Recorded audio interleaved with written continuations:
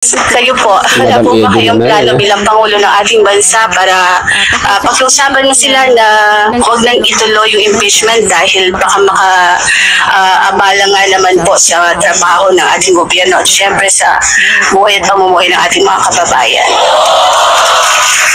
The Senate has no choice. The House has no choice. They have to do this now. Ang impeachment complaint against Vice President Leni Robredo. I want Do you think, sir, may basehan po para ma-impeach nga po siya? What are your thoughts po? look, we just had an election. Guys, Leo. Kitang-kita mga insan. Magandang araw sa atin lahat mga insan. Ako po ang inyong Banat Insan at muli na naman tayo nagbabalik dito sa isang makatotohanang komentaryo, reaksyon at opinion. So ngayong araw mga insan, pag-usapan po natin yung pagiging tunay na ama ng ating bansa. So balikan lang po natin ha. Ito yung comparison po between doon kay Tatay Digong Duterte at kay BBM. Tingnan natin kung sino ba ang nagpapakita ng kabutihan, di ba?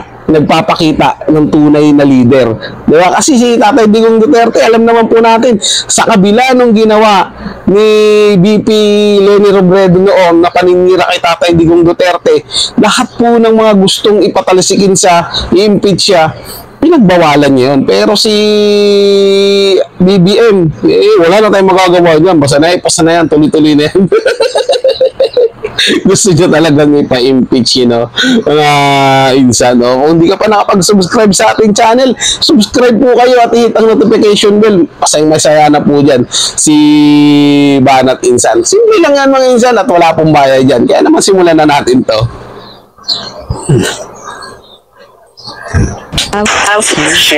Kayo po, wala po ba kayong plano bilang Pangulo ng ating bansa para pakiusapan mo sila na huwag nang ituloy yung impeachment dahil baka maka-abala nga naman po sa trabaho ng ating gobyerno at syempre sa buhay at pamumuhay ng ating mga kababayan?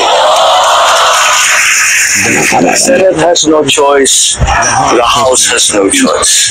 They have to do this now. Once the impeachment complaint was filed, sumakbo na ang proseso. Sir, may nagsampa na po ng impeachment complaint against Vice President Leni Robredo. I want Do you think, sir, may basehan po para ma-impeach nga po siya? What are your thoughts po? look, we just had an election. Guys, Leo, just stop it. And do other things, but do not tinker with the structure of government. I will not. Elected yung tao. So, what do you have to, just because it keeps on harping on me? Yeah, what is this democracy? It's freedom of speech.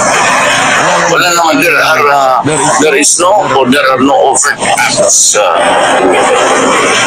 Nakatapos lang ng eleksyon ng Very good. Diba?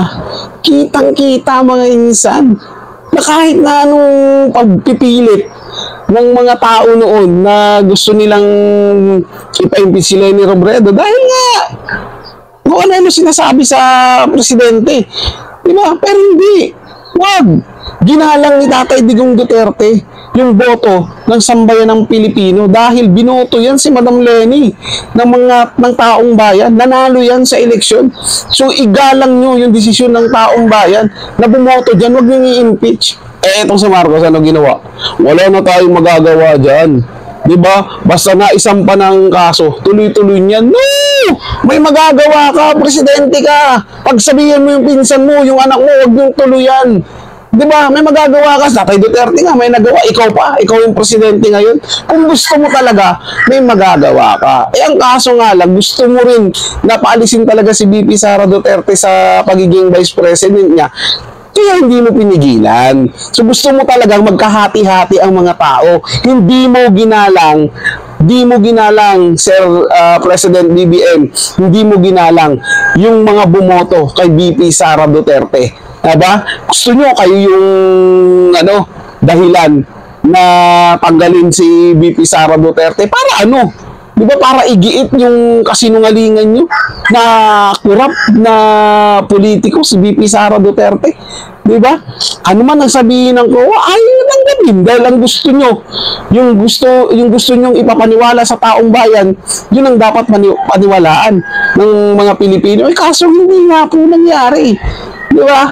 Ipinapakita mo lang na gusto mo talagang magkahati-hati ang mga Pilipino.